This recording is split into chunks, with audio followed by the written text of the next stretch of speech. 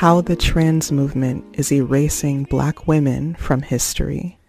Setting the record straight about Pauli Murray. In the fall of 2023, I came across a blog post that proudly referred to Pauli Murray, an iconic Black female civil rights activist and late historical figure, as a queer non-binary ancestor. Naturally, that article led me down a rabbit hole. A quick Google search immediately surfaced dozens of new blog articles, academic papers, books, films, and nonprofit organizations, many of whom were positioned as reliable sources who insisted upon posthumously referring to Pauli Murray as a transgender man and/or non-binary queer person, and referring to her using they, them, he, him, and ze/zir pronouns. As a scholar of Black women's history, and as a Black woman myself, I must admit that I was genuinely shocked and alarmed to see this level of erasure of our presence. And I also knew that I had to get to the bottom of this. Because one thing is for sure, Murray never used any of these labels or pronouns to refer to herself.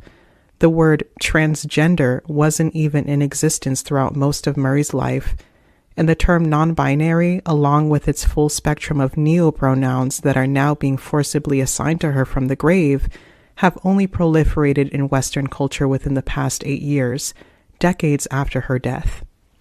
In fact, Pauli Murray had always referred to herself as a Black woman, a Negro woman to be exact, with a capital N, and her experiences and understandings of her social positioning as a Negro woman are exactly what fueled her fierce advocacy work within the U.S. civil rights movement from the 1930s until her death in 1985. The whole point of her legacy is that she was such a powerful, dynamic force, despite the odds stacked against her due to her race and her sex.